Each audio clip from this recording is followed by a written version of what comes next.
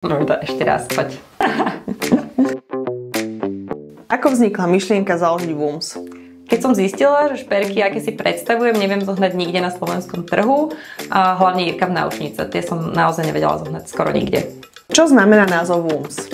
Pri vymýšľaní názvu sme mali jasný cieľ, aby sa ľahko vyslovoval a asocioval ženskosť. A tým, že je to vlastne z anglického slova woman, tak vlastne toto krásne spĺňa. Kde berieš inšpiráciu na nové kolekcie? Rozhodne v južanských krajinách. Proste tie ženy to majú v sebe, oni to cítia, ale taktiež sa inšpirujeme aj našimi zákazníčkami, dopytmi a známymi osobnosťami. Si na WOOMS sama, či máš pomoc?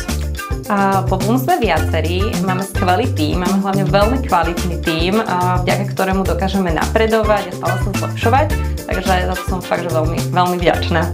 Ako zvládaš 2 deti a vedenie firmy? Ja mám skvelého manžela a úžasnú rodinu, bez ich podpory by to určite nešlo. Aký je tvoj najobľúbenejší kúsok z WOOMS kolekcie? Určite sú to O3 náušnice, ktoré mám že stále na sebe, a druhý najobľúbenejší je prsteň Purity, ktorý som vlastne vymenila aj za svoju obrúčku. Zlato alebo striebro? Kedy som bola čisté striebro, zlato som si absolútne nevedela predstaviť, ale teraz som tak 90/10 v prospech zlata. Prečo tá zmena?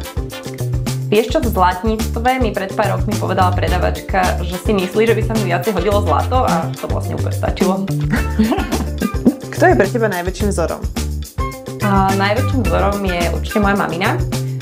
Osobnostne, pracovne a aj vkusom, takže určite to je ona. Ako dlho existuje značka WOOMS? Značka WOOMS je vonku približne rok a pol, ale vlastne celá tá príprava predtým trvala ešte pol roka. Z čoho sú vyrobené šperky WOOMS?